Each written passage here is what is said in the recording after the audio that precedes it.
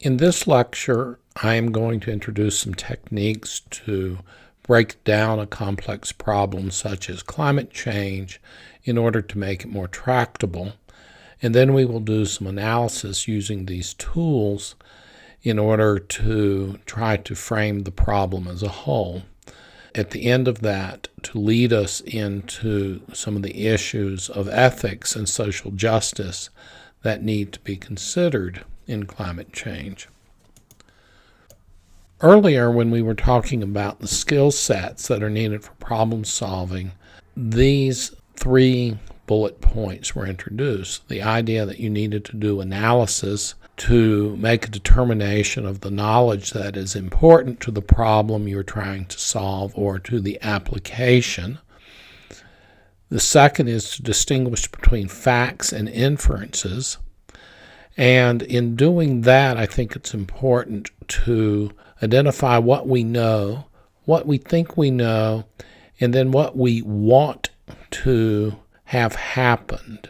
Because in many situations, I've seen people conflate the idea of what they want to happen with what they know.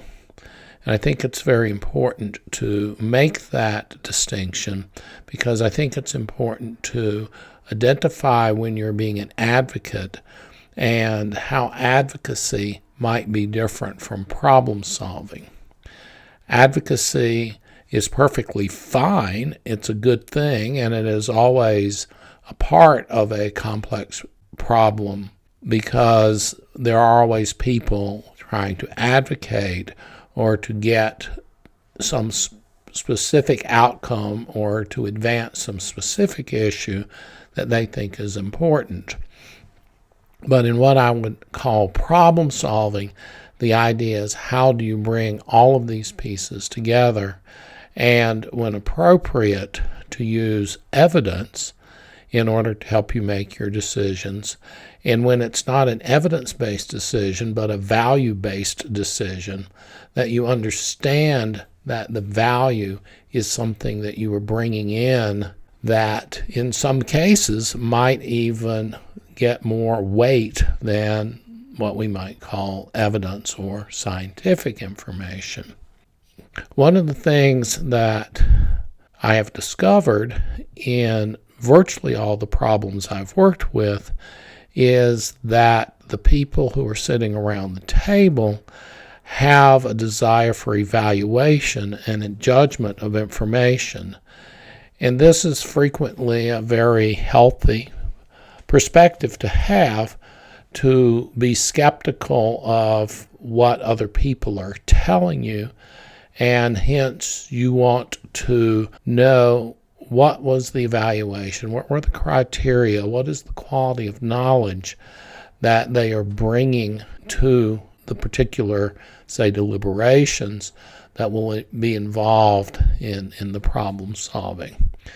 And then in the end, the problem solving, which is rarely in these cases the identification or the determination of a solution, but more likely it is the decision on a path to follow in order to advance the problem, perhaps in order to step towards what appears to be a good type of solution. That is done by synthesis. How do we put all the pieces together? But in order to get to that point of how do we put the pieces together and to do the analysis, it's generally important to break down the problem into those pieces. And the subject of this lecture is how to think about how to break down those pieces, how to identify those pieces. So we will talk about breaking the problem down. I think one of the first steps in breaking the problem down is to think about the time scale, the temporal aspects of the problem. What can we do in the near term and what can we do in the long term? What types of problems are intrinsically near term? What types of problems are intrinsically long term? It's also important to think about near-term problems and what you can do in the near term and whether that has a positive or negative effect on what might happen in the long term. In addition to this idea of time, near term and long term, it's important to introduce spatial scales. That is, what is perhaps the geography, or what perhaps is the range of organizations that are included in the approach to any specific problem. Natural adjectives to describe those, especially in the climate change problem, is local and global. The ultimate mitigation of climate change by the reduction of fossil fuels is obviously a global problem. We call this global climate change. We call it global warming. It is the fact that we're causing these global changes which motivate us to think about how to manage, how to perhaps prevent that change from becoming too large.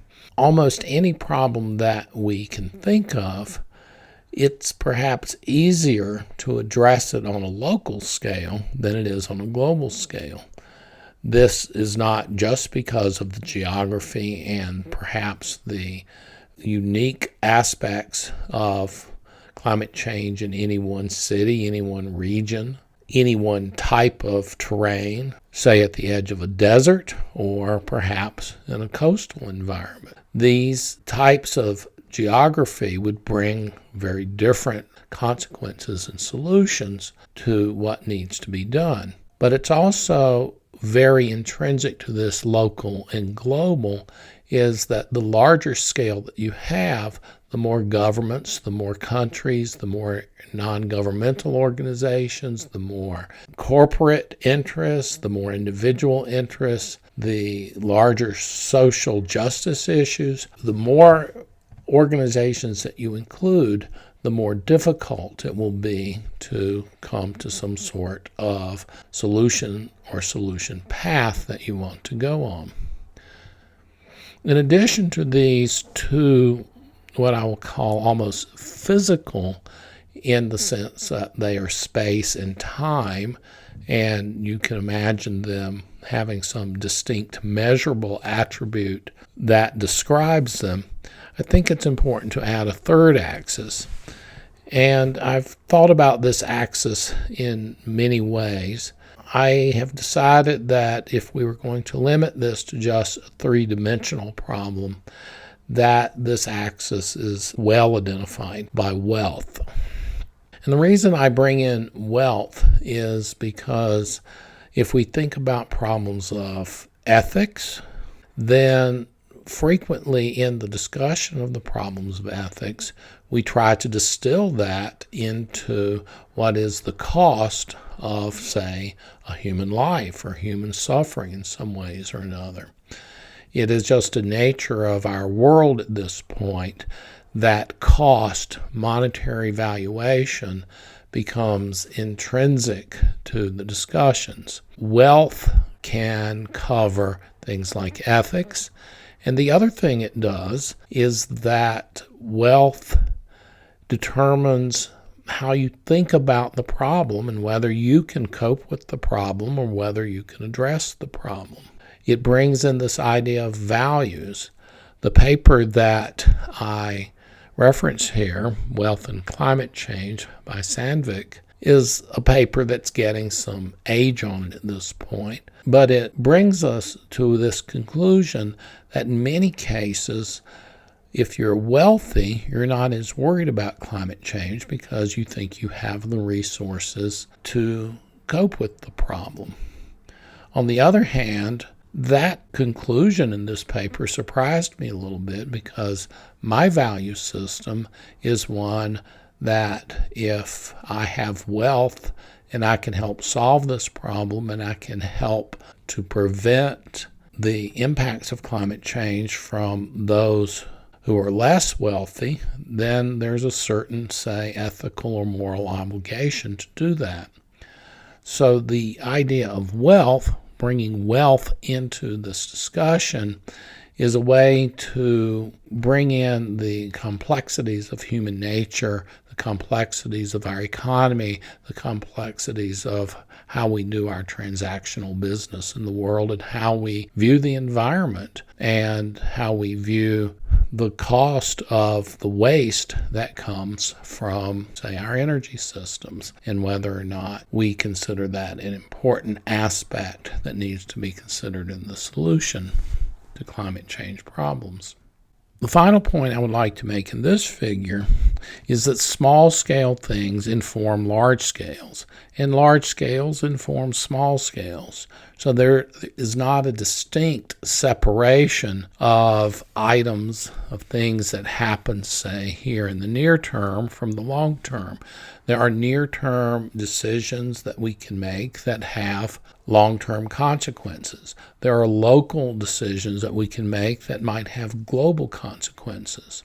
The local concern in many cases, say sea level rise in your city, is ultimately related to a global problem. This separation of scales, this separation of near-term, long-term, local, and global, is a construct to help us manage the problem and to think about how we might solve the problem.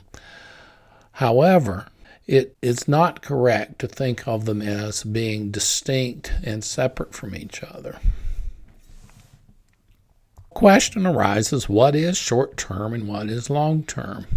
In this figure, I drew an axis from 0 to 100 years with the implicit idea that if something is longer than 100 years, then it's long-term. If you're a geologist or if you're an astronomer, then 100 years doesn't seem very long. And this brings it back to an idea that I think is very important, is that rather than scientific disciplines defining the time scales, that when we start to think about climate change, which in many cases we think of as a long-term problem, when we start to think about climate change, it's very important, I think, to think of the time scales as being best defined by human dimensions. What is the length of accumulation of wealth over a lifetime? What is the length of an infrastructure investment? And by an infrastructure investment, I mean something like a bridge, perhaps, or a building. And if you start to think about this, then 50 years is a time scale that you will be from when you are educated to when you retire. So it's your working and professional life. It's the amount of time that you accumulate wealth for a retirement. It is the amount of time that city planners and people can plan for. With this sort of discussion, I think a reasonable amount of time to separate short from long is perhaps 50 years. And in this sense, you might say then that climate change is a long-term problem, but it's not a problem that's going to emerge slowly over centuries, because at this point we are seeing a rapidly changing climate, and you can definitively measure climate change on a 30-year time scale, where 30 years is the definition that's frequently used, that climate is a 30-year average of weather. So we are seeing rapid climate change because we can actually measure, we have actually experienced the difference between climate on those 30-year time spans, which is shorter than this 50 years that I have chosen to distinguish between long and short.